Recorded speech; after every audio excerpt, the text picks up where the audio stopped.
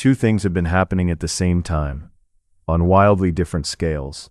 For 13 billion years, atoms have been forming inside stars, light has been bending around masses too big to picture, and space itself has been quietly stretching in every direction at once. And on a much smaller scale, for as long as you have been alive, you have been walking through a world built on a few comfortable assumptions. That a table is solid, that a clock ticks the same everywhere, that right now means the same thing to everyone nearby. Physics has spent the last few centuries quietly taking nearly all of that apart. One of the ideas ahead costs a hand its claim to ever really touching anything at all. Another means the moment you call now is not quite the same moment for someone moving past you. This is a collection of 50 such ideas, gathered from across physics, each one small enough to sit with on its own, each one quietly rearranging some corner of what feels obvious. A few were settled centuries ago. A couple are still open questions, argued over by working physicists tonight somewhere. None of them asked to be taken on faith. Each one has already been measured, photographed, or detected, in one case during an eclipse, in another inside a machine 17 miles around. There is no reason to hurry through any of it. Settle in. The universe has been running on these rules since long before anyone was around to notice, and it will keep running on them exactly the same way by the time you reach the last idea. A marble at the center of a sports stadium, with the nearest electron somewhere out past the seats. That is the scale of empty space inside an atom. Almost everything that feels solid is, by volume, nothing at all. An atom's mass is concentrated almost entirely in its nucleus, a tight cluster of protons and neutrons sitting at the atom's core, while the electrons, the light negatively charged particles that occupy the space around it, orbit at distances so far out, relatively speaking, that the comparison to a marble in a stadium is not much of an exaggeration. If the nucleus were scaled up to the size of that marble, the nearest electron would be circling somewhere out among the stands, and everything in between would be empty. Multiply that emptiness across every atom in a chair, a wall, a human hand, and the conclusion is unavoidable. Matter at its finest scale is mostly nothing. And yet a hand pressed against a table does not fall through it. The explanation is not that the empty space somehow gets filled in on contact. It is that the outermost electrons of the hand's atoms and the outermost electrons of the table's atoms exert a repulsive force on each other before they ever get close enough to occupy the same space. This is electromagnetism at work, the fundamental force that governs how charged particles push and pull on one another, joined by a quantum rule that forbids electrons from crowding into identical states. The resistance felt is real. It is simply not made of contact in the way it seems. What stops the hand is a standoff between fields, not a wall of packed material. So the solidity of the world turns out to be a kind of negotiation, held together by forces rather than by fullness. The marble in the stadium remained quietly, mostly empty. Every atom of calcium in a human skeleton is older than the sun. It formed inside a star that lived, burned for millions or billions of years, and then died, long before the solar system existed. In the earliest minutes after the Big Bang, the universe was hot and simple enough to forge only the lightest elements, hydrogen and helium, and traces of a little else. Almost nothing heavier existed yet. Every atom heavier than helium, the carbon that forms the backbone of every cell, the calcium that hardens bone, the iron that carries oxygen through blood, had to be built later, and it was built inside stars. Through nuclear fusion, the process by which lighter atomic nuclei are pressed together under enormous heat and pressure to form heavier ones, stars spend their lives converting simple elements into increasingly complex ones, layer by layer, in their cores. None of that material would have reached a human body if it had stayed locked inside a star forever. It had to get out. When a star exhausts its fuel, it dies, and for many stars, especially the largest ones, that death comes as a supernova, a colossal explosion that scatters the star's newly forged elements across space in a single violent moment. Those scattered atoms drifted for ages, joined gas and dust clouds, and eventually became part of new stars, new planets, and eventually, on at least one small world, new life. The astronomer Carl Sagan gave this idea its most enduring phrase, telling audiences that people are made of star stuff, a description that turns out to be not poetic license, but a fairly literal account of where the atoms came from. Oxygen in every breath, nitrogen in every strand of protein, phosphorus in every bone, all trace back to the same stellar furnaces, following the same slow route from a dying star's core to a living body. A body assembled this way carries quite plainly the debris of stars that no longer exist. No spacecraft, no particle, no object with mass has ever been clocked reaching the speed of light. And the reason has nothing to do with better engines. In 1905, Einstein published the special theory of relativity, and among its consequences was a strict limit on how fast anything with mass can travel. As an object speeds up, the energy needed to push it faster does not rise in a simple, steady way. It climbs sharply. And as the object's speed gets closer and closer to the speed of light, the energy required to gain even a little more speed approaches infinity. There is no engine, no fuel, no amount of force that could ever supply an infinite amount of energy, which is what makes light speed a hard boundary rather than merely a very high number nothing happens to reach. Every particle accelerator, every measurement made across more than a century of experiments has confirmed the same pattern. Mass and light speed do not mix. Photons, the particles that make up light itself, are the exception, and the reason is that they carry no mass at all. Massless particles are not slowed by the same energy demands that apply to everything else, so they always travel at that one fixed speed, never faster, never slower, in a vacuum. Anything with even a tiny amount of mass, a spacecraft, a dust grain, a single electron, is barred from ever fully arriving there, no matter how much energy is poured in. It can get remarkably close. It can never close the final gap. Particle accelerators like the Large Hadron Collider push protons to within a hair's breadth of that limit, spending enormous amounts of energy for each small remaining fraction of speed, yet never once crossing the line itself. That boundary has held in every experiment ever run, quietly separating the world of mass from the world of light. Somewhere overhead right now, a GPS satellite is carrying a clock that ticks at a different rate than every clock on the ground beneath it, and without correcting for that gap, the entire navigation system would fall apart within a day. Two separate effects, both predicted by Einstein's theories of relativity, act on those satellites at once, and they pull in opposite directions. The satellites travel at high speed, and moving clocks, according to special relativity, run slightly slower than stationary ones, an effect that would make the satellite clocks lag behind clocks on Earth. But the satellites also orbit far above the planet, in gravity noticeably weaker than what is felt at the surface, and general relativity shows that clocks in weaker gravity run faster than clocks deeper in a gravitational well. The gravitational effect turns out to be the stronger of the two, so on balance the satellite's clocks run fast compared to clocks on the ground, gaining a small but measurable amount of time every day. That gain sounds tiny, a matter of millionths of a second, but GPS depends on timing precise enough that even that small drift matters enormously. Since GPS position is calculated from the exact time a signal left a satellite and the exact time it arrived at a receiver, a clock error of just a few millionths of a second translates into a position error of kilometers, and that error would keep compounding day after day if left unaddressed. Engineers solved this decades ago by building the correction directly into the satellites before launch, adjusting their clock rate so that once relativity's effects are added in, the clocks match Earth time closely enough for navigation to work. A technology carried in nearly every pocket runs, quietly, on a correction for the bending of time itself. A small amount of mass, converted in full, releases an amount of energy large enough to power a city, and Einstein's most famous equation is the reason anyone can say that with confidence. Before 1905, physicists treated mass and energy as two entirely separate quantities, each conserved on its own, each governed by its own set of rules. Mass was how much matter something contained. Energy was its capacity to do work, or generate heat and motion. Einstein's paper that year proposed something stranger, that mass and energy are not separate quantities that happen to interact, but two expressions of the same underlying thing. His equation, E equals mc squared, states that the energy contained in an object equals its mass multiplied by the speed of light squared, and because the speed of light is such an enormous number, squaring it turns even a modest amount of mass into a staggering quantity of energy.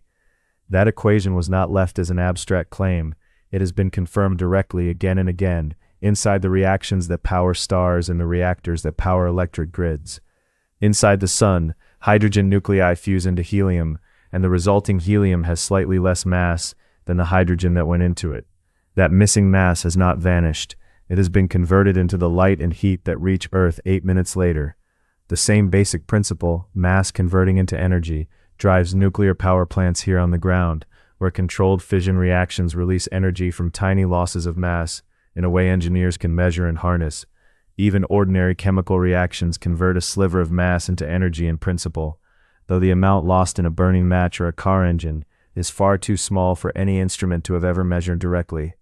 Mass, then, is simply energy that happens to be holding still. A hand resting on a table has never once made contact with it, not in the way that word usually means. What feels like solid touch is a standoff between forces that never let the atoms involved get close enough to meet. Every atom is surrounded by a cloud of electrons, and when two surfaces come together, whether it is a fingertip against a countertop or a foot against the floor, it is these outer electron clouds that meet first, long before any nucleus could ever approach another. Electromagnetic force, the same force responsible for static shocks and magnets, causes these clouds of negative charge to repel each other strongly at close range, since like charges push apart rather than draw together. Reinforcing that repulsion is the Pauli exclusion principle, a rule of quantum mechanics stating that no two electrons can occupy the exact same quantum state at the same time, which prevents electron clouds from overlapping and collapsing into one another, even under significant pressure. The result is a gap, vanishingly small, far too small for any nerve ending to detect, that never quite closes. What registers in the brain as firm resistance, the unmistakable sense of one solid thing meeting another, is nothing more than that electromagnetic pushback, translated by touch receptors into the sensation people have always called contact. The atoms making up a hand and the atoms making up a table are, at every moment of what feels like touching, held apart by force fields doing exactly what force fields do.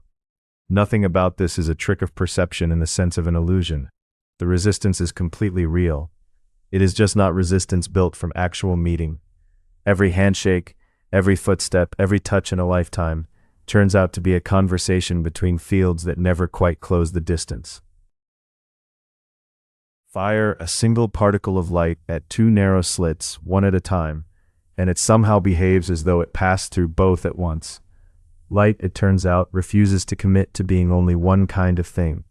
In 1801, Thomas Young shone light through two closely spaced slits and observed a pattern of alternating bright and dark bands on a screen behind them, a pattern that only makes sense if light was spreading out and overlapping like ripples on water, reinforcing itself in some places and canceling itself out in others. That behavior is the signature of a wave. Yet the same experiment, when repeated later with individual electrons fired one at a time, and eventually with individual photons, the discrete packets of energy that make up light, produce the same interference pattern, building up dot by dot, as though each single particle were somehow interfering with itself. Detectors, meanwhile, always register light arriving in these discrete packets, never as a smooth continuous wave, which is the signature of a particle. Quantum mechanics does not treat this as a contradiction waiting to be explained away. It treats wave behavior and particle behavior as two faces of the same underlying reality, each one surfacing depending on how the experiment is set up and what is being measured. Light spreads and interferes like a wave when its path is left unobserved, and it strikes a detector as a discrete photon when something forces it to register as a single event. Both descriptions are true, and neither one alone tells the full story. This duality was strange enough that it took physicists decades to stop looking for a hidden mechanism underneath it and simply accept it as one of the basic features of how light and matter behave at the smallest scales. A single beam of light carries both possibilities inside it, settling into one or the other only once something asks. Pin down exactly where a particle is, and its speed becomes impossible to know with any precision. Pin down its speed instead, and its location dissolves into a haze of possibility. Neither one is a matter of equipment falling short. In 1927, the physicist Werner Heisenberg formulated what became known as the uncertainty principle, a discovery that unsettled some of the most confident assumptions in physics. It states that a particle's exact position and its exact momentum, the product of its mass and velocity, cannot both be measured with unlimited precision at the same moment. This is not a statement about clumsy instruments or measurement error that better technology might someday fix. It describes something built into the basic behavior of particles at the quantum scale, where the very act of narrowing down one property forces the other to spread out and become less defined. The tighter a particle's position is fixed, the more wildly uncertain its momentum becomes, and the relationship runs both ways. Pin down momentum with great precision, and the particle's location becomes correspondingly smeared out across space, no longer a single point, but a range of possibilities. This trade-off is not large enough to notice in everyday life, since the uncertainty involved is vanishingly small at the scale of a thrown ball or a moving car. It only becomes significant at the scale of electrons, photons, and other quantum particles, where it governs the actual limits of what can ever be known about a system, no matter how advanced the measuring instrument becomes. The same trade-off sets a hard floor under technologies like electron microscopes, since no lens or detector can ever outrun a limit written into the particles themselves. Some corner of every particle's exact story stays hidden, not from carelessness, but by the nature of the story itself. Half of a sample of radioactive atoms will decay in a stretch of time that can be predicted almost to the letter. Which specific atom goes first, though, is something nobody has ever been able to say in advance. A sample of a radioactive substance, one whose atomic nuclei are unstable and prone to breaking down over time, contains trillions upon trillions of individual atoms. And across a group that large, the overall rate of decay follows a remarkably steady statistical pattern. Physicists describe this pattern using a half-life, the fixed length of time it takes for half of the atoms in a sample to decay, a number that can be measured with great precision and used reliably in everything from medical treatments to dating ancient artifacts. Zoom out to the level of the whole sample, and radioactive decay looks orderly, almost clockwork. Zoom in to a single atom within that sample, though, and the certainty disappears entirely. Quantum mechanics holds that the moment any one particular atom decays is fundamentally random, not merely unpredictable because the information is hard to gather, but unpredictable because no such information exists to gather in the first place. There is no hidden internal timer ticking down inside that atom, no concealed mechanism that, if only it could be observed closely enough, would reveal the exact instant of decay ahead of time. Each atom simply carries a certain probability of decaying within any given stretch of time, and which moment actually arrives is settled only when it happens, not before. This same statistical regularity, dependable in the aggregate and unknowable in the particular, is exactly what lets scientists date ancient bone and wood by measuring how much of a radioactive isotope inside them has decayed away. A trillion atoms can be read like a schedule, while any single one among them keeps its own moment a secret until it arrives. The coldest temperature that physics allows has never once been reached in any laboratory on Earth, no matter how advanced the equipment. Every attempt has only managed to close in on it.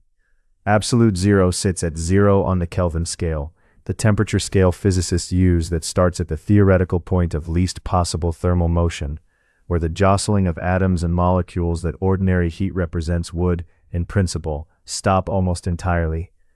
It represents the coldest a system could ever get, the floor beneath which nothing colder is possible. Yet no laboratory, no matter how sophisticated its cooling methods, has ever actually reached that floor. Scientists have gotten astonishingly close, cooling small samples of matter to within a tiny fraction of a degree above absolute zero, using techniques that trap and slow atoms with remarkable precision. Close, though, is as far as anyone has ever gotten. The reason is not a matter of insufficiently clever engineering. The third law of thermodynamics, one of the foundational principles governing heat and energy, shows that reaching absolute zero exactly would require an infinite number of successive steps, each one removing a smaller and smaller sliver of remaining heat, with the final sliver never fully eliminated, no matter how many steps are taken. Each improvement in cooling technology only shrinks the remaining gap. It never closes it entirely. This is not a temporary limitation waiting on a future breakthrough. It is built into the mathematics of how heat behaves as a system approaches its coldest possible state. Laboratories chasing the record have cooled small samples to within billionths of a degree of that floor, an achievement that still, by definition, falls short of arriving, since each new record only ever narrows the remaining distance rather than closing it. Somewhere just short of absolute stillness, matter always finds one more degree left to lose. A dropped glass shatters on the floor. It never once leaps back up, reassembles itself, and lands whole in your hand again.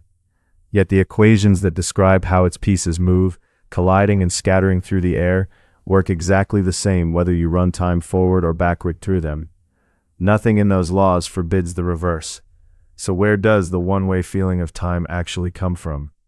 The physicist Ludwig Boltzmann offered an answer rooted in probability rather than in any new force or law. The universe simply has vastly more ways to be disordered than to be ordered, and so, left alone, it drifts toward disorder, a trend known as the second law of thermodynamics. A shattered glass has far more possible arrangements than an intact one, so once it breaks, the odds of its pieces stumbling back into a wineglass shape are, for all practical purposes, 0. This tendency for disorder, or entropy, to increase gives every process a preferred direction, even though the underlying motion of each atom is perfectly reversible.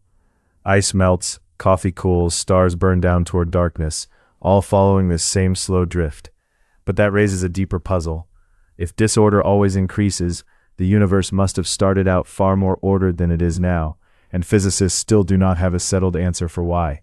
Some trace it to the extraordinary smoothness of matter just after the Big Bang, an arrangement that looks ordered precisely because gravity had not yet had time to clump it into stars and galaxies.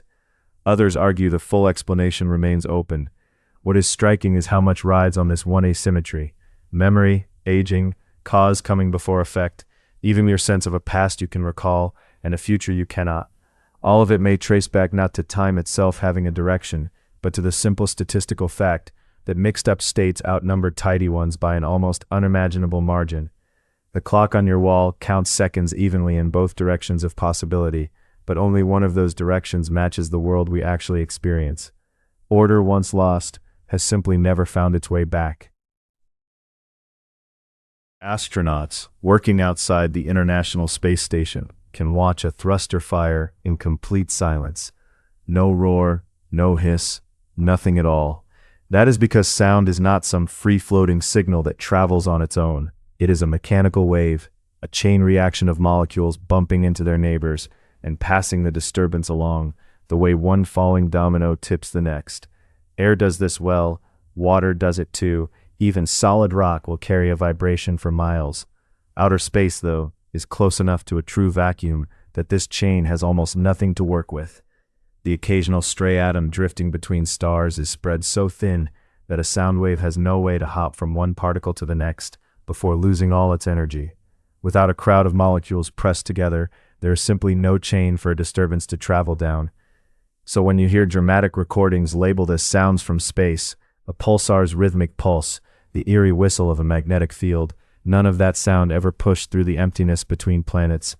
What actually crossed that distance was radiation, radio waves, plasma fluctuations, or shifting magnetic signals, all of which travel perfectly well through a vacuum because they do not need molecules to bump against each other.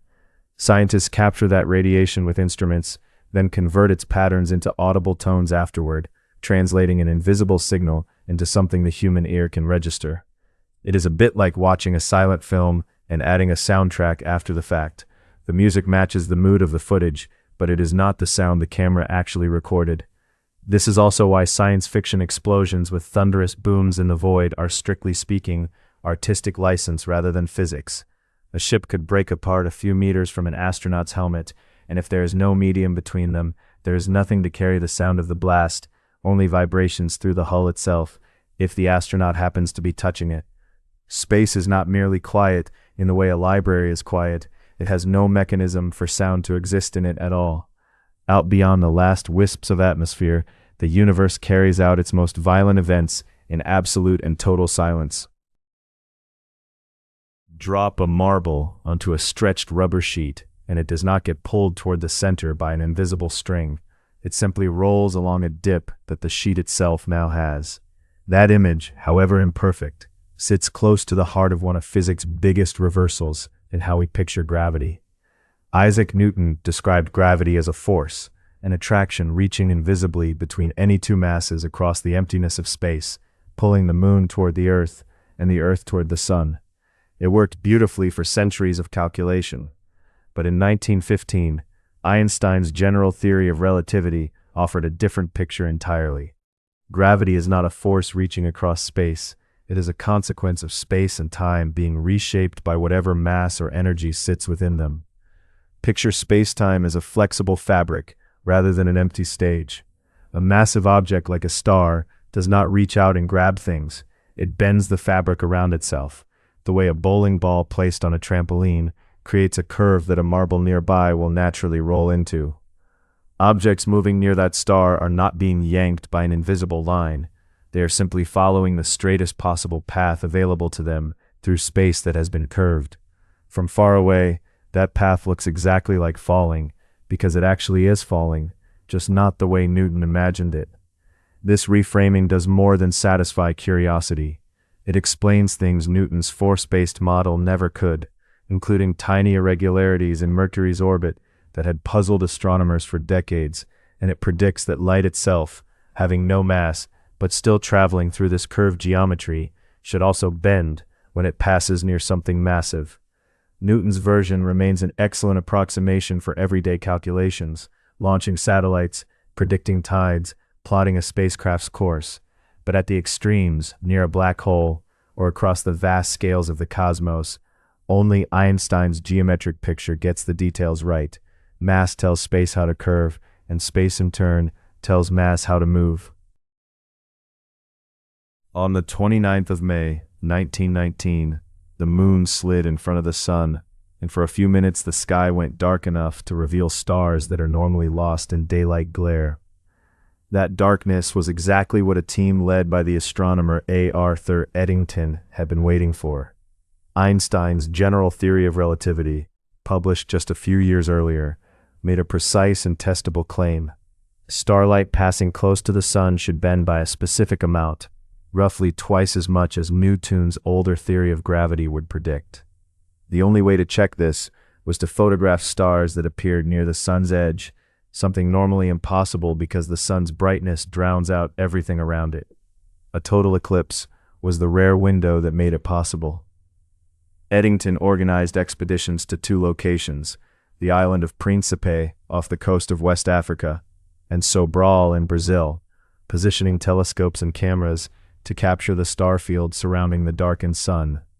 By comparing those eclipse photographs to earlier images of the same stars taken when the sun was nowhere nearby, his team could measure exactly how far each star's apparent position had shifted, revealing how much the sun's gravity had bent the starlight along its path to Earth.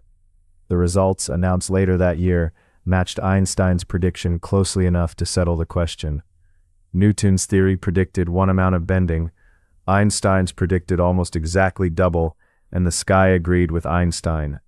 The announcement made headlines across the world, and it transformed a German physicist working largely on paper into an international celebrity almost overnight. It is worth remembering how unusual this was.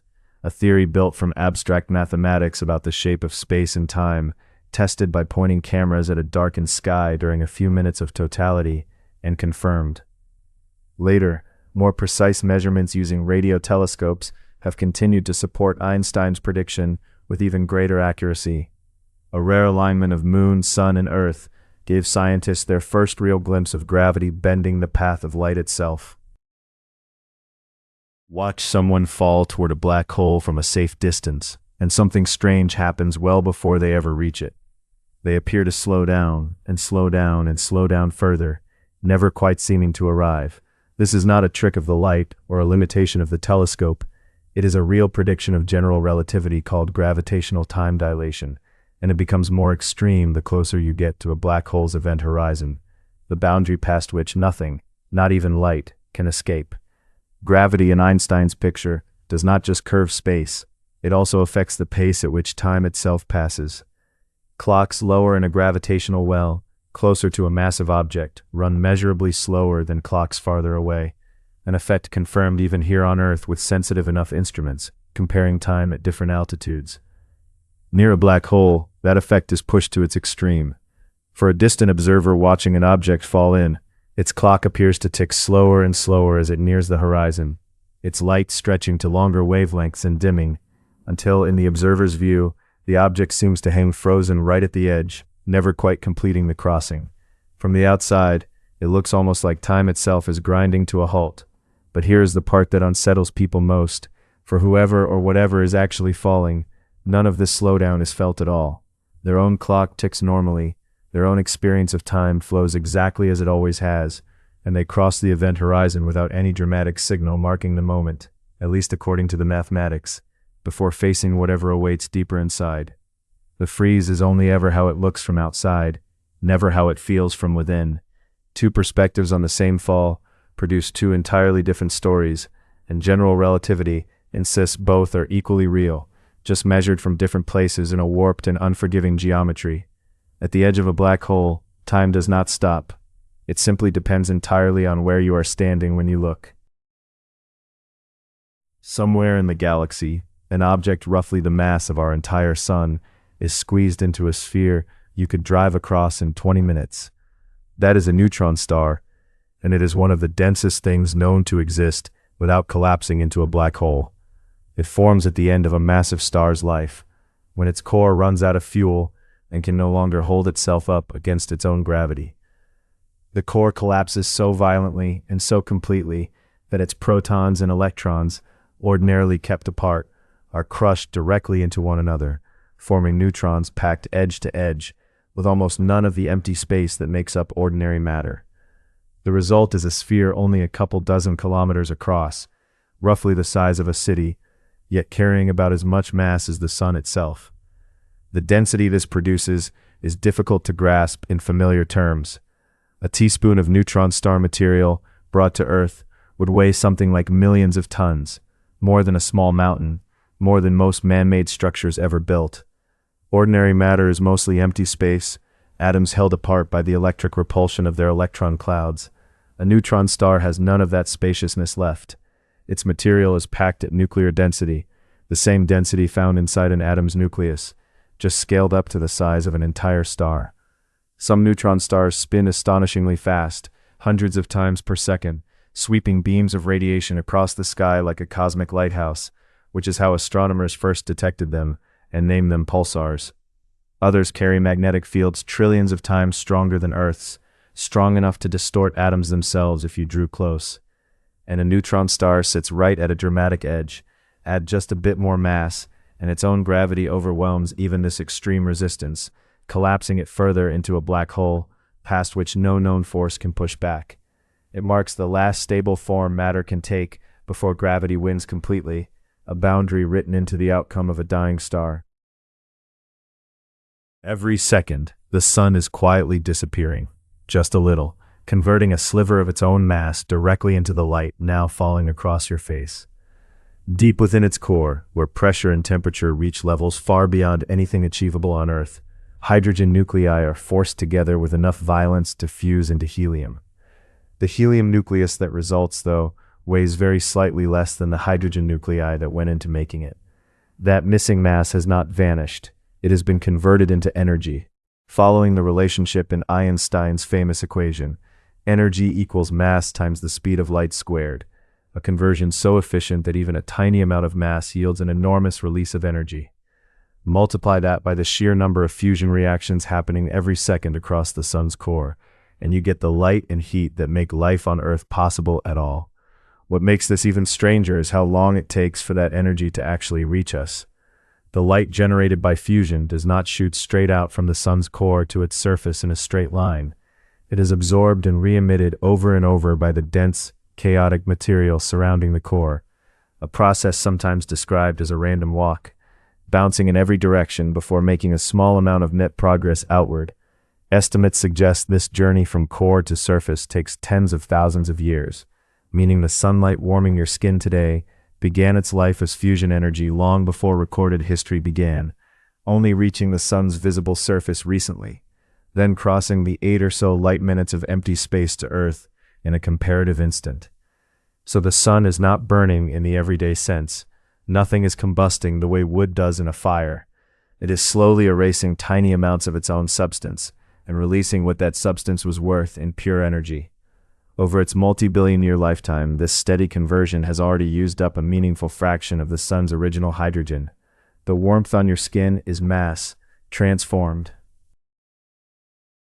Where exactly is an electron right now? For most of the 20th century, the honest answer has been that the question itself does not quite make sense until someone measures it. Early models of the atom, developed in the century's first decades, pictured electrons as tiny planets circling a nucleus sun, tidy orbits you could sketch with a compass. It was an intuitive image, and it is still the one most people draw.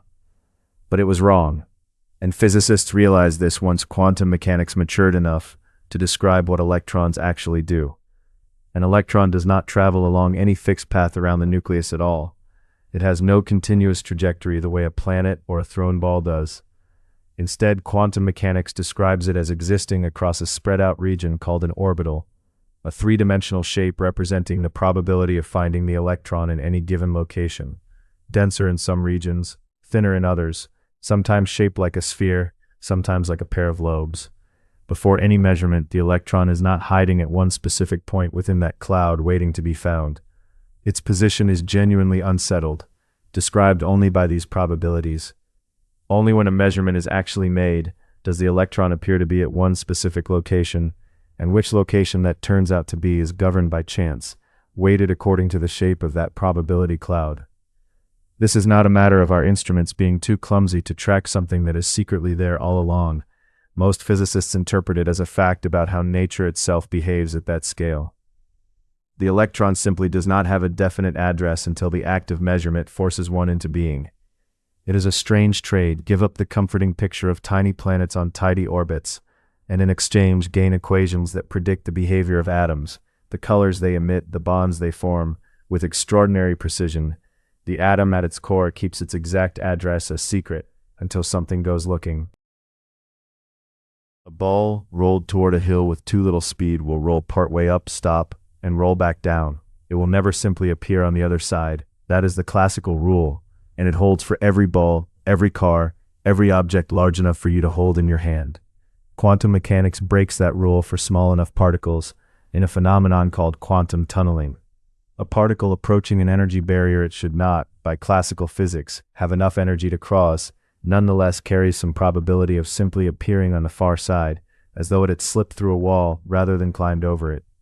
This is not a loophole reserved for exotic laboratory conditions either. It happens constantly, and it happens in places that matter enormously.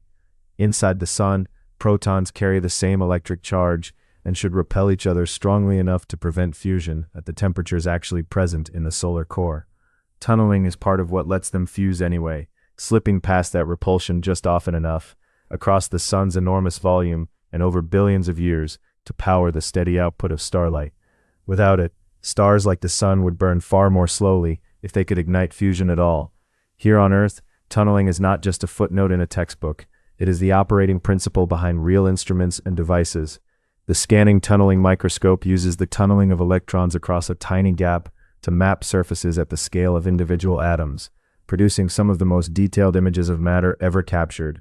Certain kinds of computer memory chips rely on tunneling too, deliberately engineering it rather than fighting against it as an unwanted glitch. None of this requires the particle to somehow gather extra energy from somewhere or to briefly break the rules governing its own behavior. It reflects the same probabilistic nature that gives an electron its spread-out cloud rather than a fixed orbit, applied to the question of crossing a barrier rather than merely locating a position. Barriers that look absolute from a distance turn out to leak, just a little, at the smallest scales matter reaches. For every particle of ordinary matter, physics insists there exists a twin built to erase it. In 1928, the physicist Paul Dirac was working through the mathematics of combining quantum mechanics with special relativity to properly describe the electron, and his equations kept producing an unexpected second solution, one that implied a particle identical to the electron in mass, but opposite in electric charge. Dirac had not set out looking for a mirror particle. The mathematics simply refused to make sense without one. 4 years later, in 1932, that predicted particle was actually detected in cosmic ray experiments and named the positron, confirming that Dirac's strange extra solution was not a mathematical accident to be explained away. It described something real. Physicists now understand this pattern as general. Nearly every known particle has a matching antiparticle, together called antimatter, sharing the same mass but carrying opposite charge and opposite versions of certain other properties. What happens when a particle meets its antiparticle twin is total and immediate. Both are annihilated completely, their entire combined mass converted into a burst of pure energy, following the same mass-energy relationship that governs fusion inside stars.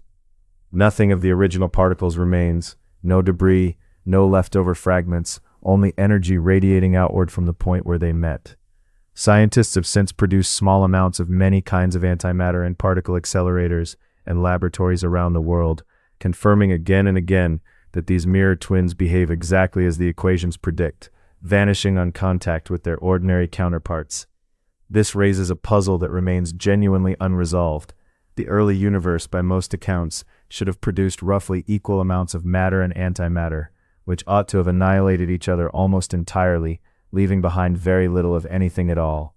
Yet matter clearly won out, since stars, planets, and everything you have ever touched are made of it, and antimatter today is rare enough that it has to be manufactured in tiny quantities rather than found lying around. Some physicists believe the answer lies in subtle asymmetries between matter and antimatter still being investigated today, though no one has settled the question completely. Every particle you are made of carries somewhere in the mathematics a twin capable of unmaking it entirely. A beam of light has no color at all. What it carries is a wavelength and an energy, nothing more, and color only comes into existence once that light strikes the cone cells at the back of an eye and the brain gets to work interpreting the pattern. 3 types of cone cells in the human eye respond to different ranges of wavelength, and the particular mix of signals they send is stitched together somewhere in the visual cortex into the experience we call red or green or blue. Change the receptors and you change the experience, even though the light itself never changes. Many birds carry 4 types of cone cells instead of 3, which means they likely see the world divided into far more distinguishable hues than any human ever will, including colors in the ultraviolet range that have no equivalent in human vision at all. Dogs, by contrast, get by with only 2 cone types, and their world is built from a narrower palette, closer to what a colorblind person sees. None of these animals is wrong about the light. There is no single correct color for a given wavelength waiting to be discovered, because the wavelength itself is colorless, a physical fact about oscillation and energy. Color is something layered on top of that fact by a nervous system built through evolution to make useful distinctions. Ripe fruit from unripe, danger from safety, one face from another. This is easy to miss because the construction is so seamless. A red apple looks like it simply is red, out there in the world, the same way it has a certain weight or a certain shape. But weight and shape are properties of the apple.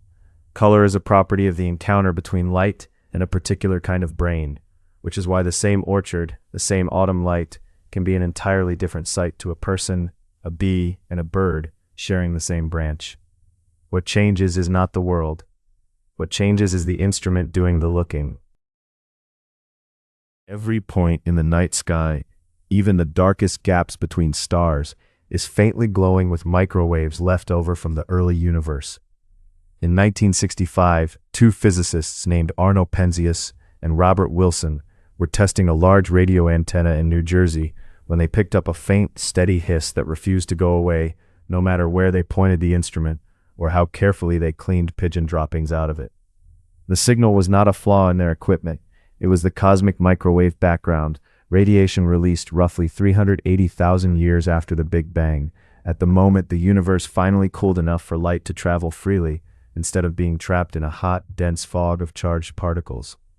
Before that moment, the universe was opaque, too crowded and energetic for photons to move any real distance without being scattered.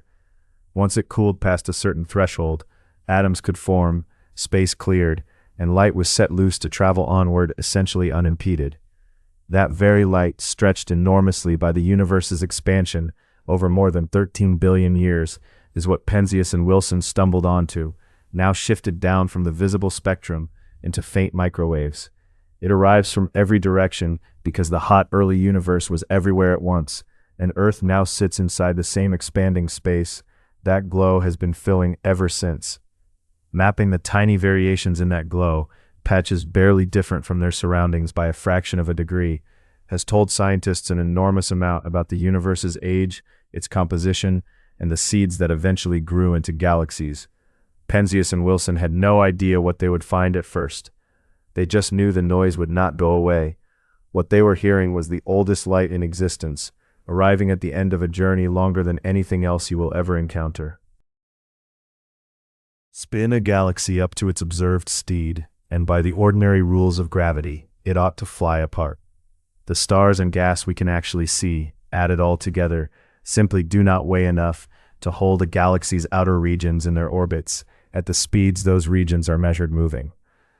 This puzzle became impossible to ignore in the 1970s, when astronomer Vera Rubin measured the rotation speeds of stars at different distances from the centers of spiral galaxies. She expected stars farther out to orbit more slowly, the way planets farther from the sun do. Instead, they kept moving at roughly the same speed, no matter how far out she looked, as if some unseen mass extended well beyond the visible disk. The explanation astronomers arrived at is that galaxies are embedded in much larger halos of matter that neither emits nor reflects light, so telescopes cannot see it directly at all. This became known as dark matter, and its fingerprints are now found throughout the universe, not just in Rubin's galaxies.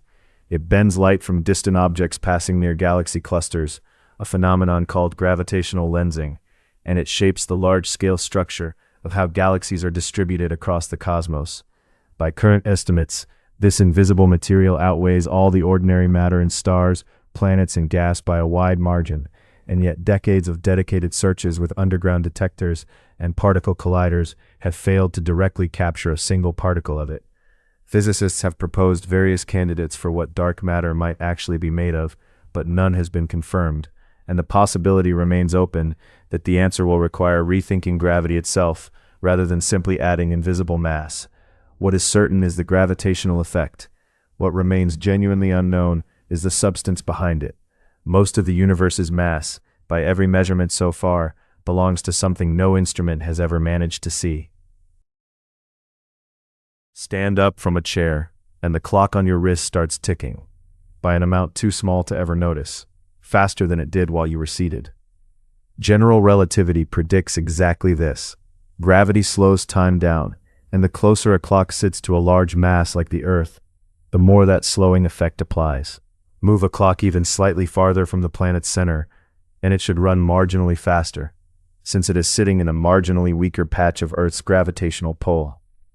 For decades, this effect was confirmed only at large scales, using satellites or towers, differences of many kilometers in height. Then, in 2010, physicists at the National Institute of Standards and Technology pushed the measurement down to something almost absurdly small. Using optical clocks so precise they lose barely a second over billions of years, the team compared two clocks separated by a height difference of roughly 1 foot, about the difference between a tabletop and the floor beneath it. The higher clock ticked faster, exactly as relativity predicted, and the difference was measurable even at that scale. It is a strange thing to sit with.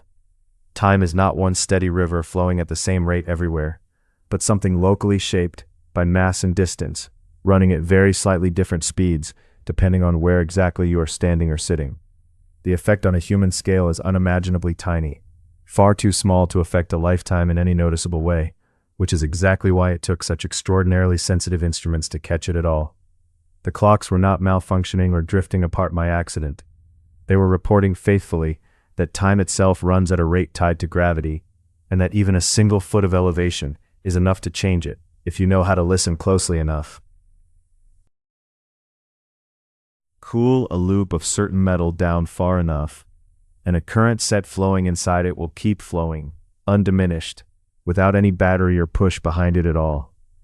In 1911, Dutch physicist Heike Kamerlingh-Onnes was investigating how materials behaved at temperatures near absolute zero, the coldest possible temperature. When he cooled mercury and found its electrical resistance did not just drop, it vanished entirely, all at once, below a specific threshold temperature.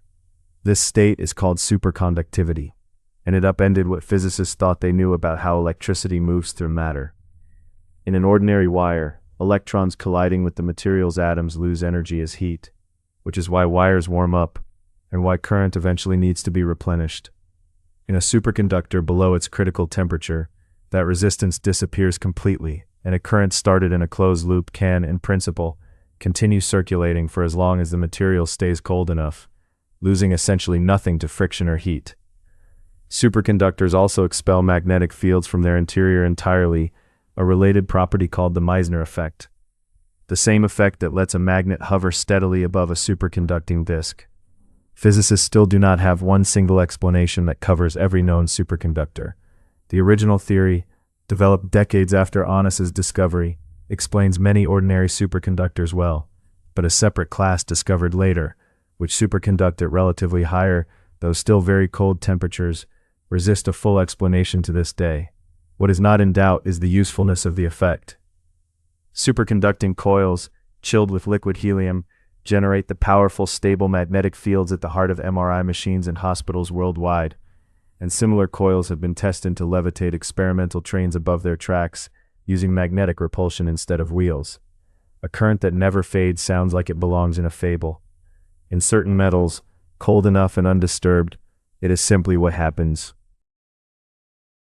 Pour liquid helium into an open container, cool it down just a little further, and it will find its way out on its own, creeping up the inside wall in an invisible film until it spills over the top. Below about 2 degrees above absolute zero, helium stops behaving like an ordinary liquid and becomes what physicists call a superfluid, a state of matter that has lost all internal friction. In any normal liquid, molecules rubbing against each other and against a container's walls create resistance, the reason honey pours slowly and even water eventually settles still. A superfluid has none of that. It flows without losing any energy to friction at all, which allows it to do things no ordinary liquid can manage. Poured into a cup, it will climb the inside surface in a film only a few atoms thick, pulled by forces that would normally be far too weak to overcome gravity, and spill itself over the rim and down the outside until the container empties. It can also seep through gaps and pores so narrow that an ordinary liquid would simply be stopped by surface tension, passing through channels a normal fluid could never enter. The underlying cause is a quantum effect. Below that critical temperature, a large fraction of the helium atoms settle into the exact same lowest energy quantum state, behaving less like a crowd of separate particles and more like one coordinated whole. That collective behavior is what erases the internal friction responsible for ordinary viscosity.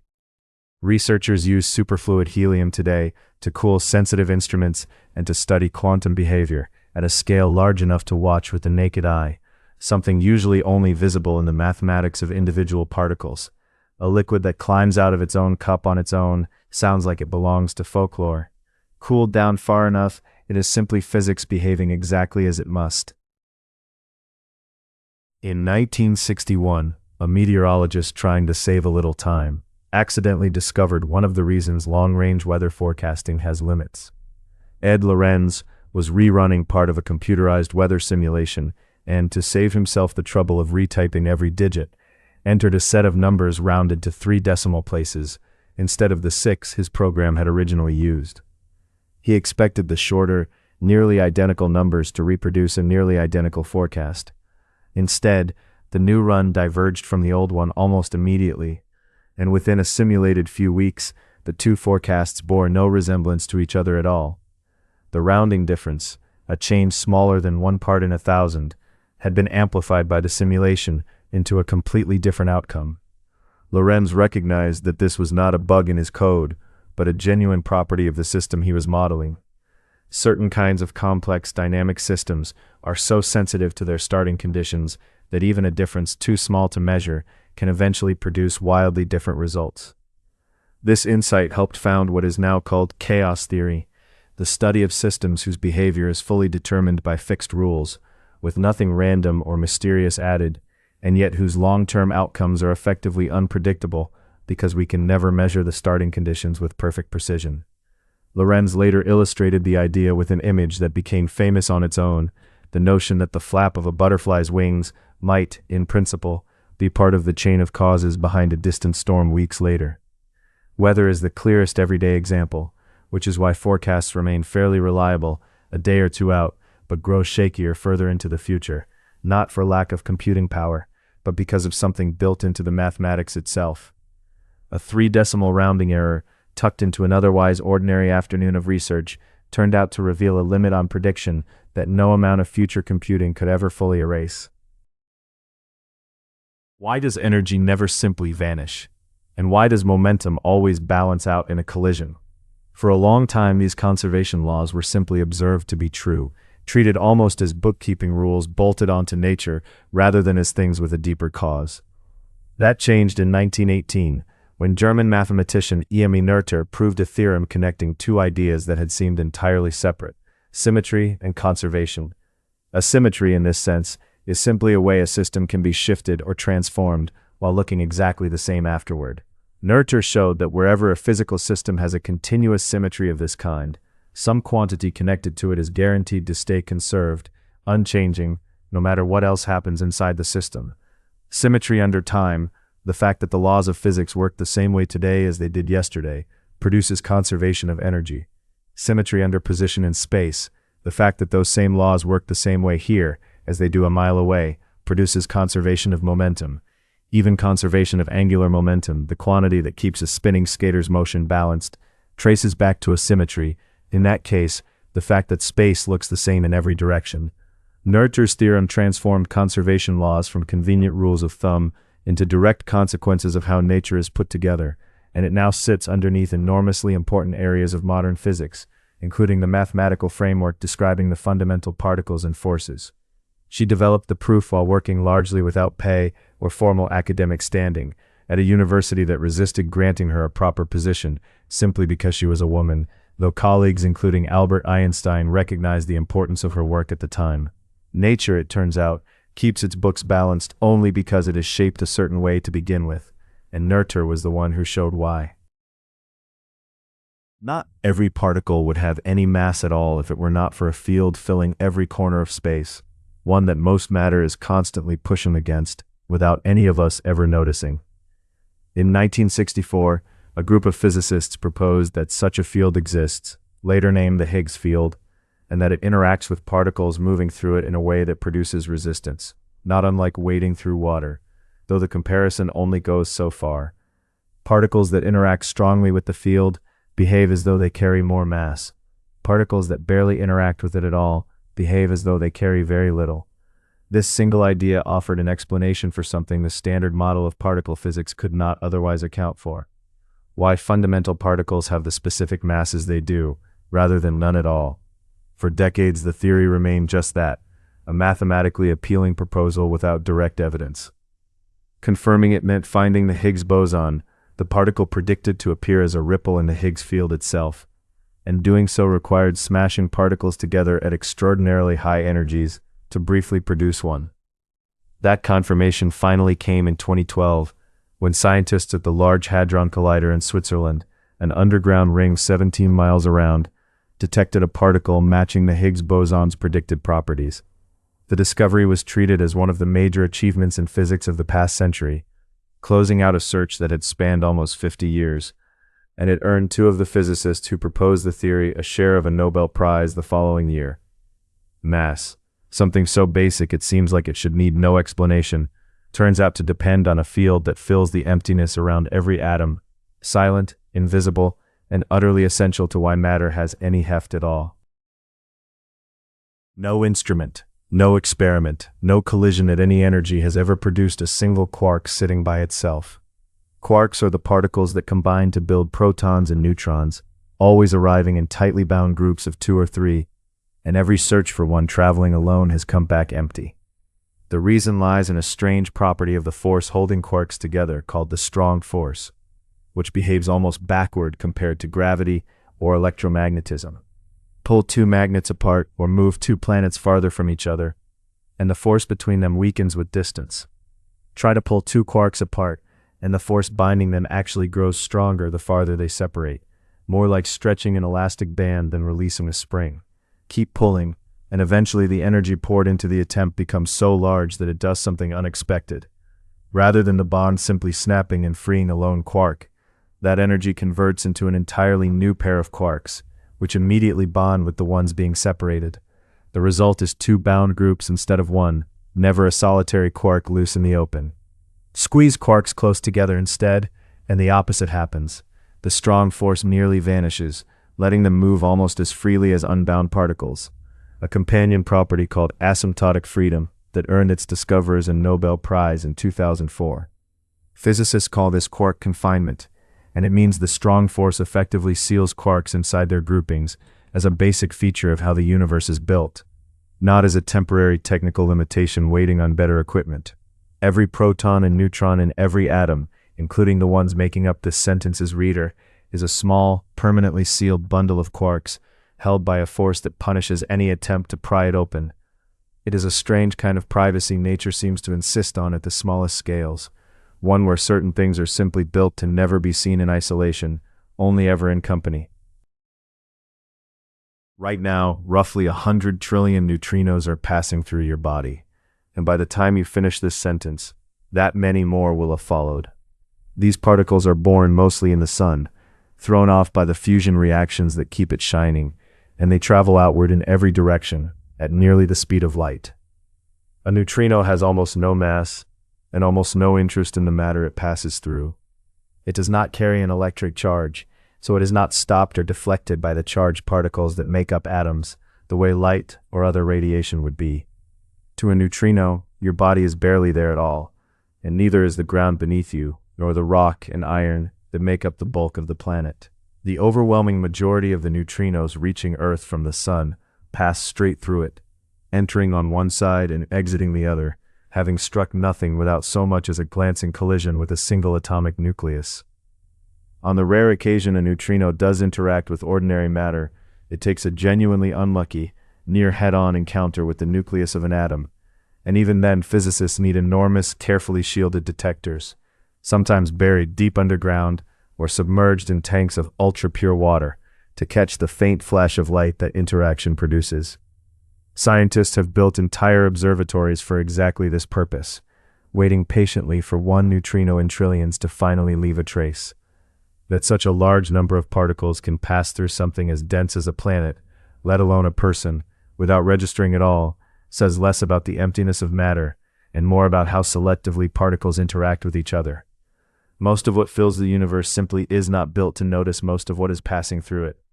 You have never felt a single one arrive, and you never will. When Albert Einstein finally received his Nobel Prize in 1921, it was not for the theory that made his name a household word. The Nobel Committee cited his 1905 explanation of the photoelectric effect, a phenomenon in which shining light on certain metals knocks electrons loose from their surface. What puzzled physicists at the time was not that this happened, but how it happened. Turning up the brightness of the light did not release more energetic electrons, as a wave theory of light would predict. Instead, whether electrons were released at all depended on the light's frequency, essentially its color, while brightness only changed how many electrons came loose. Dimmer, higher frequency light could knock electrons free instantly, while intense lower frequency light might produce nothing at all, no matter how long you waited or how strong the beam. Einstein proposed an explanation that broke sharply from how light had been understood for a century. Rather than arriving as a continuous wave, he argued, light delivers its energy in discrete packets, later named photons, each carrying an amount of energy tied directly to its frequency. An electron could only be knocked loose if a single packet struck it with enough energy to do the job.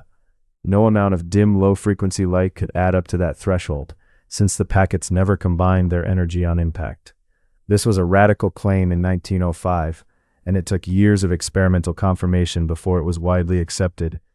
It also helped lay the groundwork for quantum theory, the framework that describes how energy and matter behave at the smallest scales. Relativity would go on to reshape how humanity understands space, time, and gravity, and it remains the achievement most associated with Einstein's name. But it was this quieter insight about light and metal that the Nobel Committee chose to honor. Sometimes the discovery that changes a field the most is not the one that becomes the household name. In 1900, a German physicist sat down to solve a problem that had nothing to do with revolutionizing science, and ended up doing exactly that. Max Planck was trying to explain a stubborn puzzle known as the ultraviolet catastrophe. Existing physics predicted that any hot glowing object should radiate an infinite amount of energy at short wavelengths, which plainly was not what happened in any oven, star, or glowing filament anyone had ever measured. Real hot objects glowed with a specific, well-behaved pattern of colors, brightest at some particular wavelength and tapering off on either side, not an ever-climbing surge into ultraviolet and beyond. Planck found that the puzzle resolved itself if he assumed energy was not emitted or absorbed smoothly as a continuous flow, but only in fixed, discrete amounts, like currency that only comes in specific denominations rather than any value you like. He called these small units quanta, and the mathematics built on that assumption matched the observed glow of hot objects with striking precision. At the time, Planck treated this as a mathematical trick, a useful accounting device, rather than a description of how nature actually behaved. He was, by his own account, something of a reluctant revolutionary, uneasy with the implications of what he had introduced. But the idea refused to stay confined to one puzzle about glowing objects. Within a few years, other physicists, Einstein among them, began applying the same logic of fixed packets to light itself, and then to atoms, and then to the behavior of matter generally. What began as a fix for one calculation became the seed of an entirely new framework, quantum mechanics, which now underlies our understanding of atoms, chemistry, and the behavior of every particle in the universe. Planck lived to see his provisional idea become one of the two great pillars of modern physics. A cautious guess, made to patch one equation, ended up rewriting the rules for everything smaller than an atom. For more than half a century, the planet closest to the Sun kept a secret that Newton's laws could not explain. In 1859, French astronomer Urbain Le Verrier noticed something odd while tracking Mercury. Its orbit was not repeating in quite the way Newtonian gravity said it should. Each time Mercury swung around the Sun, the point of its closest approach shifted slightly forward, a slow drift called the precession of its perihelion. Newton's law of gravity, which had correctly predicted the motions of every other known planet, including guiding astronomers to the discovery of Neptune just years earlier, could account for most of that drift but not all of it. A small remainder, only about 43 arc-seconds per century, a sliver of an angle too small to notice in daily life but too large to ignore in careful measurement, stubbornly refused explanation.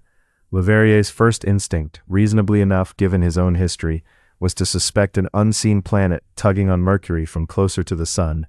He even gave it a name, Vulcan, and for decades astronomers scanned the skies near the Sun's glare hoping to spot it. No such planet was ever found, and none exists.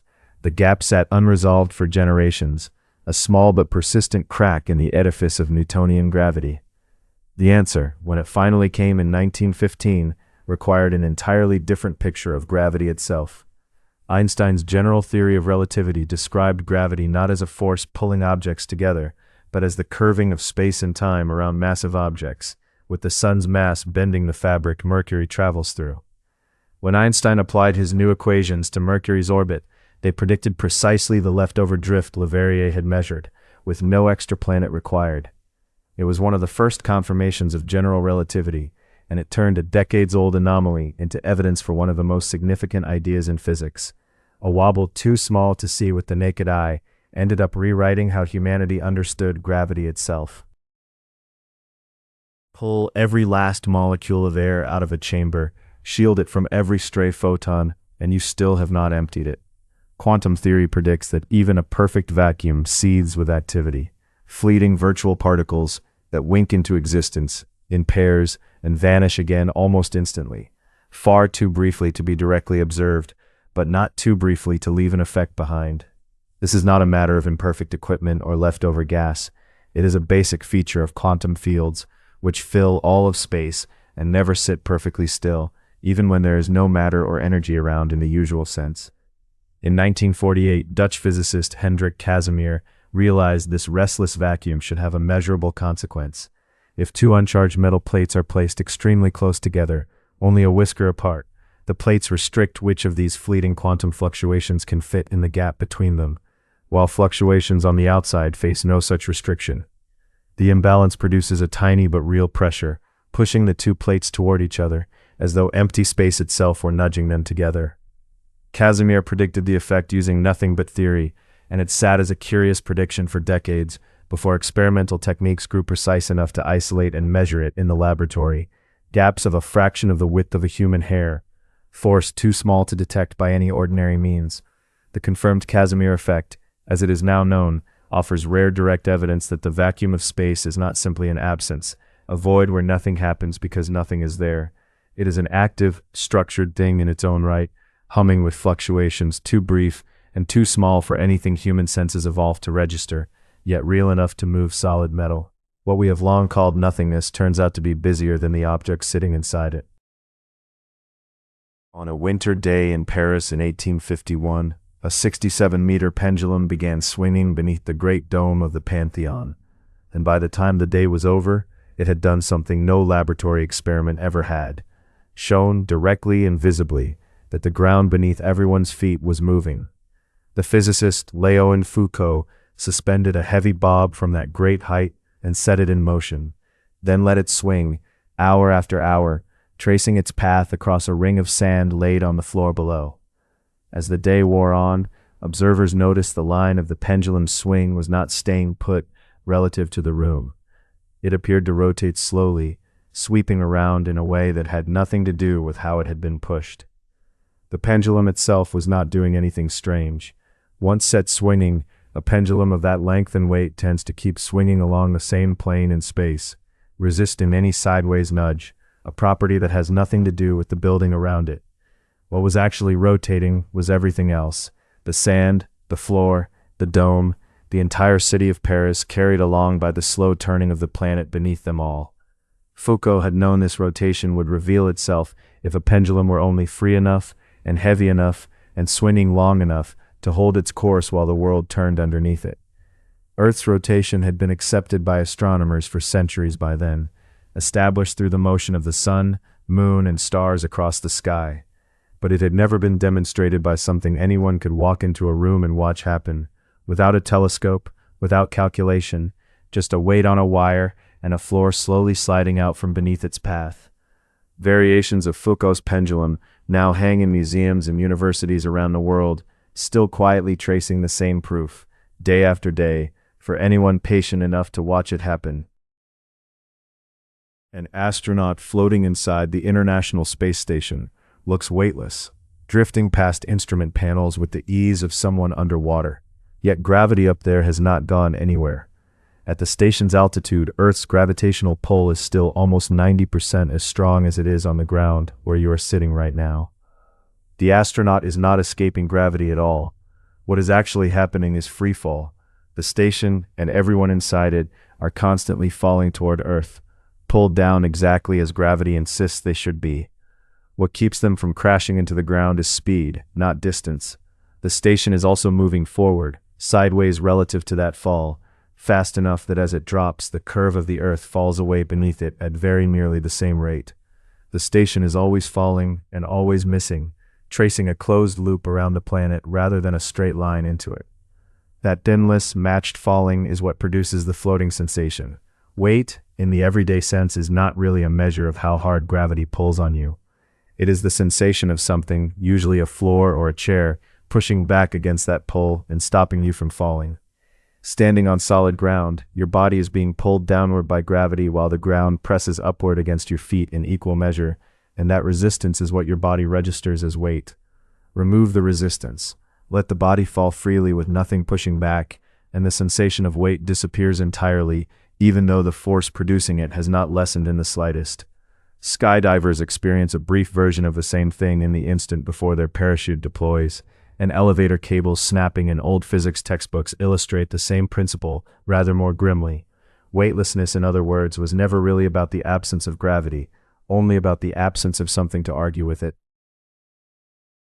Somewhere between a dozen and a few dozen kinds of particles, depending on how you count them, are responsible for every atom, every material, and every force ever directly observed in a laboratory. That compact list is called the Standard Model of Particle Physics, a framework built up gradually through the middle decades of the 20th century, and confirmed piece by piece through decades of experiments, culminating in the 2012 discovery of the Higgs boson, the particle tied to how other particles acquire mass. The Standard Model sorts matter into two broad families, quarks and leptons. Quarks bind together in combinations to form protons and neutrons, the particles that make up the nucleus at the center of every atom, while leptons include the electron, the light negatively charged particle that orbits that nucleus and governs how atoms bond into molecules. Alongside these matter particles sit the force carriers, particles that transmit the fundamental interactions holding everything else together. Photons carry the electromagnetic force responsible for light and chemistry, while other carriers govern the strong force binding nuclei together and the weak force involved in radioactive decay. From this modest inventory, every element on the periodic table, every rock, every star, every living cell is built through combination and arrangement, the way a small alphabet can be arranged into every word in a language. The Standard Model is not a complete theory of everything. It has no accepted explanation for gravity at the quantum scale, and it says nothing about dark matter or dark energy, the mysterious components thought to make up most of the universe's mass and energy. But within its domain, the behavior of ordinary matter and the forces that govern atoms and nuclei, it has been tested to extraordinary precision and has yet to be contradicted by a confirmed experimental result. An enormous, varied universe of matter, and at its foundation, a short list that fits comfortably on a single page. A billion years before there were telescopes, before there was a species capable of building one, two black holes, somewhere in the distant universe, spiraled into each other and merged, releasing a burst of energy that reshaped the fabric of space itself. That ripple traveled outward for a billion years across the universe, growing fainter and fainter, until on September 14, 2015, it finally reached Earth and passed through the twin LIGO observatories in the United States, leaving behind a signal lasting only a fraction of a second. Each black hole involved was dozens of times the mass of the Sun, and their collision was violent enough to convert an enormous quantity of mass directly into gravitational wave energy, distorting space and time as it spread outward in every direction, weakening with distance the entire way. By the time it reached Earth, the ripple was so faint that it stretched and compressed the observatory's detectors, each with arms 4 kilometers long, by a distance thousands of times smaller than the width of a proton.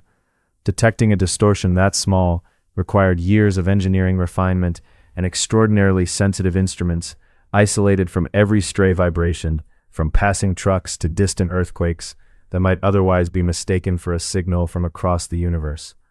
Einstein had predicted gravitational waves a century earlier as a direct consequence of general relativity, but he doubted they could ever actually be detected, believing the effect would simply be too faint for any instrument humans could build to register. The 2015 detection proved him right about their existence and wrong about their reach, confirming a 100-year-old prediction and opening an entirely new way of observing the universe, one based not on light, but on the vibrations of space and time themselves. Two black holes finished a collision long before life on Earth existed, and it still took a century of theory and years of engineering to finally hear it arrive. Somewhere in the sky tonight, a dead star the size of Earth is quietly cooling, and if you could scoop out a piece of it no larger than a sugar cube, you would not be able to lift it. That object is called a white dwarf, the dense core left behind after a star like the Sun exhausts its fuel and sheds its outer layers into space, leaving only a compact remnant behind. Despite its modest size, roughly comparable to Earth, a white dwarf typically holds about as much mass as the entire Sun, meaning the same amount of material once spread across a giant glowing sphere has been compressed into a body 100 times smaller across. That compression is only possible because the star is no longer generating the outward pressure that once came from active fusion in its core. Without that pressure pushing back, Gravity crushes the star's remaining material into an extraordinarily dense state, held up only by a quantum mechanical effect that prevents electrons from being squeezed any closer together. The result is matter unlike anything found naturally on Earth. A sugar cube-sized sample of a white dwarf would weigh about as much as an elephant, several tons packed into a volume you could hold in your palm. Nothing about that material looks unusual to the eye. It would still be some pale, solid-seeming substance, indistinguishable in appearance from ordinary matter until someone tried to pick it up. White dwarfs are common outcomes for stars like the Sun, and our own Sun is expected to end its life as one, billions of years from now, after swelling into a red giant and shedding its outer layers into space. Long after a star stops shining, its final act is simply to grow astonishingly heavy for its size. On a train platform, two flashes of light strike either end of a passing train car, at what looks, to the person standing on the platform, like exactly the same instant. But to a passenger sitting in the middle of that same train, one flash arrives before the other. Neither of them has made a mistake, and neither is more correct than the other.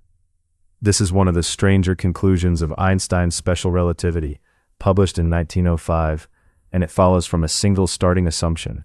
The speed of light is the same for every observer, no matter how fast they themselves are moving. If that is true, then simultaneity, the idea that two distant events happen at the same moment, cannot be absolute. It has to depend on the observer's own motion. The platform observer and the train passenger are moving at different velocities relative to each other, so light from the two flashes reaches them at different relative times, and each of them is measuring time and distance correctly from their own vantage point.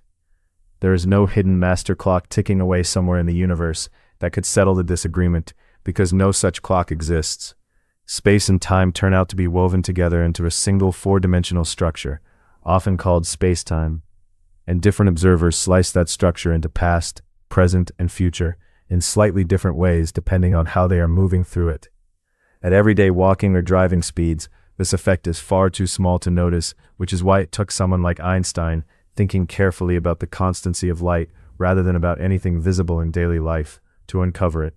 The effect becomes measurable only as relative speeds climb toward a meaningful fraction of the speed of light, and it has since been confirmed repeatedly in particle accelerators and precise atomic clock experiments. What once seemed like a single shared present moment for the whole universe turns out to be something each observer carries individually, built from their own motion through space and time. The moment you call now is not quite the same moment someone moving past you would call now.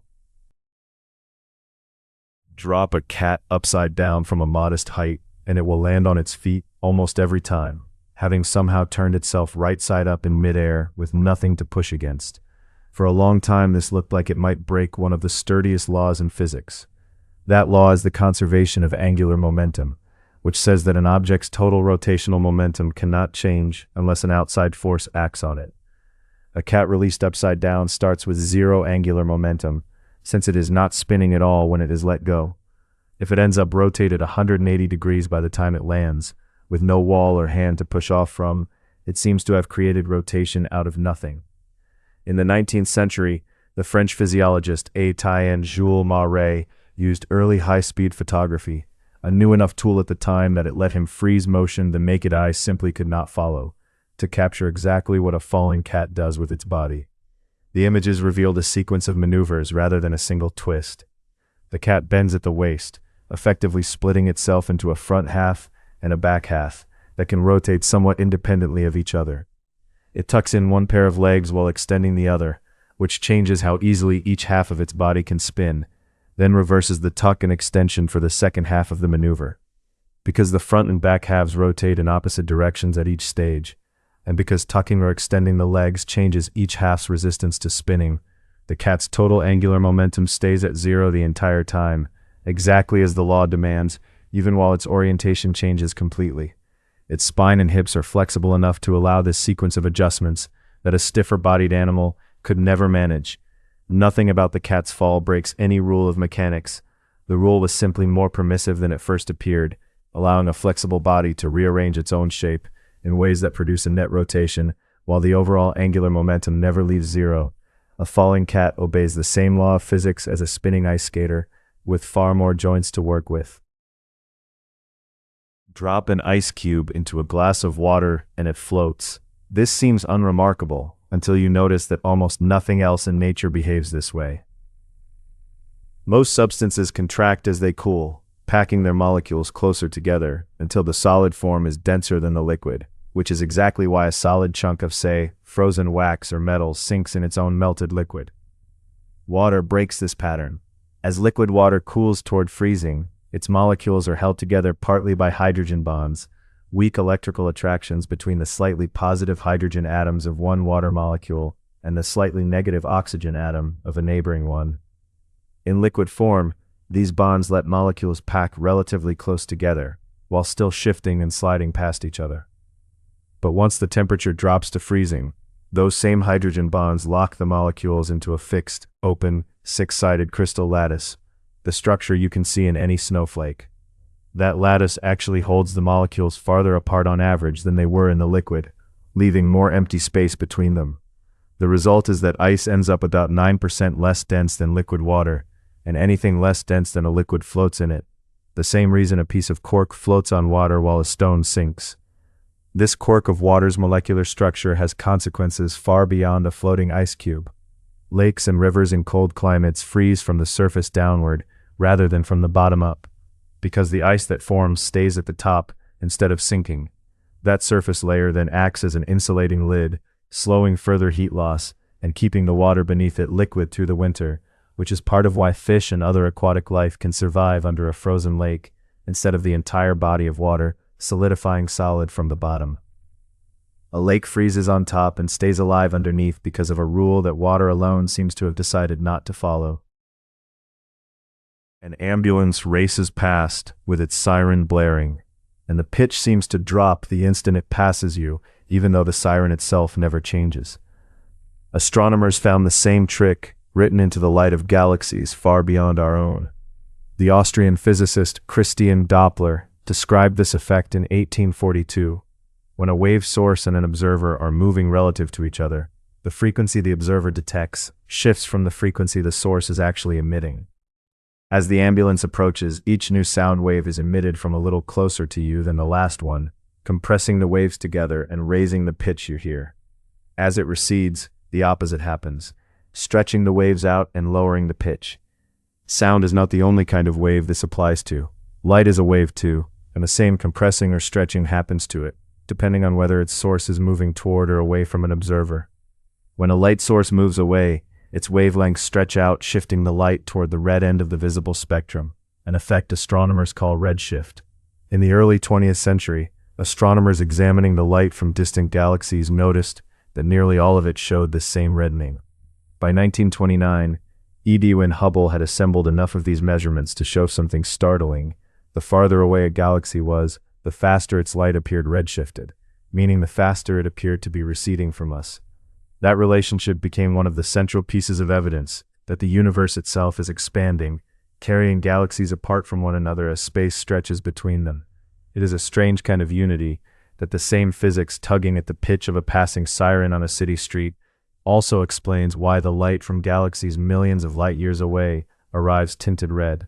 Both are the same wave phenomenon, just acting on different kinds of waves and on vastly different scales, one confirmed by a passing ambulance, the other by pointing a telescope at the sky. A siren fading down the street and a galaxy fading into the distance are obeying the very same rule, one confirmed by the ear. Pack a handful of protons together, and by every ordinary rule of electricity, they should fly apart instantly. Positive charges repel each other, and the closer they are packed, the stronger that repulsion becomes. Yet the nucleus of every atom heavier than hydrogen holds multiple protons together in a space smaller than a trillionth of a millimeter across, and it does so without flying apart. The answer is a second force working at exceptionally short range, the strong nuclear force, one of the four fundamental forces recognized in physics, alongside gravity, electromagnetism, and the weak nuclear force. Unlike electromagnetism, which weakens gradually with distance and can still be felt reaching out across a room, the strong force acts almost entirely over distances comparable to the width of an atomic nucleus itself. Within that tiny range, though, it is far more powerful than electric repulsion, strong enough to bind protons and neutrons together into a stable nucleus, despite the protons constantly pushing to repel one another. Step back even a short distance beyond the edge of the nucleus, and the strong force all but vanishes, leaving electromagnetism to dominate again at any larger scale. This is why the strong force never shows up in ordinary daily experience the way gravity or static electricity do. It has no influence on how objects fall or how a balloon clings to a wall. Its entire effect is confined to holding nuclei together, invisible and unnoticed everywhere else. The balance between these two forces, one trying to tear the nucleus apart and the other holding it together at close range, determines which atoms can exist at all. Add too many protons to a nucleus, stretching the reach of that short-range binding too thin across too much repulsive charge, and the nucleus becomes unstable, prone to breaking apart through radioactive decay. This is part of why the heaviest elements found in nature tend to be unstable, while lighter, more tightly bound nuclei can last essentially forever. Every solid object owes its solidity to a tug-of-war fought at a scale far too small for anyone to ever see. A beam of laser light seems like the last tool you'd reach for to make something colder. Light carries energy, and energy usually means heat. Yet physicists have used precisely tuned lasers to chill atoms down to within a fraction of a degree of absolute zero, the coldest temperature theoretically possible. The technique relies on a careful trick of timing and frequency. A laser is tuned just slightly below the frequency an atom would naturally absorb if it were sitting still. An atom moving toward the laser experiences the light as shifted higher in frequency, closer to the exact value it is ready to absorb, so it absorbs a photon, a single particle of light, and that photon carries a tiny nudge of momentum that pushes directly against the atom's own motion, slowing it down. An atom moving away from the laser, or moving in some other direction, sees the light shifted the wrong way and mostly ignores it. Arrange beams like this from multiple directions around a cloud of atoms, and the atoms get nudged back every time they try to move, absorbing photon after photon, until their motion, which is really just another name for temperature at the atomic scale, drops dramatically. Stephen Chu, Claude Cohen-Tanuji, and William Phillips developed and refined these laser cooling techniques through the 1980s, and were jointly awarded the 1997 Nobel Prize in Physics for the work. What makes this remarkable is the precision required. The laser has to be tuned to almost exactly the right frequency, since even a small error changes which atoms respond and how strongly. Do it correctly, though, and a cloud of atoms that started at room temperature can be brought down to within a fraction of a degree of absolute zero, slower moving than almost anything else in the observable universe. At those temperatures, atoms move so sluggishly that entirely new quantum behaviors become possible to observe and measure, opening doors that ordinary heat would otherwise keep firmly shut. Light aimed with enough precision can take away motion instead of adding it. Cool a handful of atoms cold enough, and at some point, they stop behaving as separate objects altogether. Not merely slow and sluggish, but genuinely no longer distinguishable from one another, existing instead as a single shared entity. In 1995, physicists Eric Cornell and Carl Wayman cooled a cloud of rubidium atoms to a temperature only a tiny fraction of a degree above absolute zero. At that point, something unusual happened.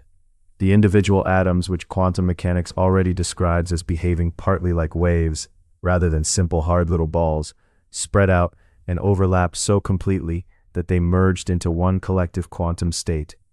The result behaves less like a crowd of separate atoms and more like a single giant matter wave, a form of matter now called a Bose-Einstein condensate. Physicists had expected this might be possible for a long time before anyone managed to produce it. Albert Einstein and the Indian physicist Satyendra Nath Bose had worked out the mathematics predicting such a state as early as the 1920s, some 7 decades before Cornell and Wayman actually created one in the laboratory. Producing it required exactly the kind of extreme cooling that laser cooling techniques had only recently made possible, since the condensate only forms when atoms are slowed down enough that their individual wave-like natures start to overlap rather than staying neatly separate. Cornell and Wayman shared a portion of the 2001 Nobel Prize in Physics for achieving what had been a purely theoretical prediction for so long. Since then, Bose-Einstein condensates have become a genuine laboratory tool used to study quantum behavior at a scale large enough to observe with ordinary instruments rather than inferred indirectly from subatomic experiments. They offer physicists something rare: quantum mechanics, usually confined to the invisible realm of individual particles, made visible and workable in a controlled setting. Cold enough, matter stops keeping its atoms separate and starts behaving like one single thing. Send an object past you at a large enough fraction of the speed of light, and it will appear shorter along its direction of travel than it would if it were sitting still beside you. Nothing about the object itself has changed. What has changed is the relationship between your motion and its own. This is length contraction, another consequence of special relativity, and it follows the same logic that makes simultaneity depend on an observer's motion. From the perspective of someone standing still, watching a fast-moving object go by, that object's length along the direction it is traveling appears compressed, more so the closer its speed gets to the speed of light. But the object itself notices nothing unusual happening to it. From its own point of view, it is not moving at all, and it is the outside world, along with the distance being crossed, that appears to have shrunk instead. Both descriptions are correct, each valid within its own frame of reference, because relativity does not grant any single observer's perspective special status over another's. There is no absolute ruler anywhere in the universe that could settle which observer is measuring the real length. Each measurement depends entirely on the relative motion between the observer and the object being measured. At the speeds of everyday life, cars, planes, even the fastest rockets humans have built, this contraction is so vanishingly small it can never be detected by any instrument we have. It only becomes significant as speeds approach a meaningful fraction of light speed, the same threshold at which time dilation and disagreements about simultaneity also start to matter. All of these effects come from the same underlying fact: space and time are not fixed backdrops that every observer shares identically, but are instead woven together into a single structure that each observer experiences somewhat differently, depending on how fast they themselves are moving through it. Nothing about the object changes at all, only the answer to how long it is depends on who is doing the measuring.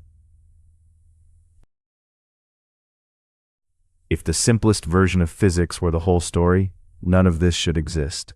The Big Bang, by the most straightforward accounting, should have produced matter and antimatter in exactly equal amounts, and every single particle should have met its antiparticle twin and annihilated into pure light, leaving a universe with nothing solid in it at all. Antimatter is not science fiction. It is a well-established and thoroughly observed part of physics, made of particles that mirror ordinary matter but carry opposite electric charge and certain other opposite properties. When a particle of matter meets its corresponding antiparticle, both are destroyed in a burst of energy, converting entirely into light. Under the conditions of the very early universe, matter and antimatter should have been created in equal quantities, given how symmetric the underlying physics appears to be, which means they should have gone on to annihilate each other completely as the universe cooled, leaving nothing behind but photons streaming through an empty cosmos. And yet stars burn, planets orbit, and people exist to wonder about all of it, which means matter clearly won out over antimatter by some very slight margin.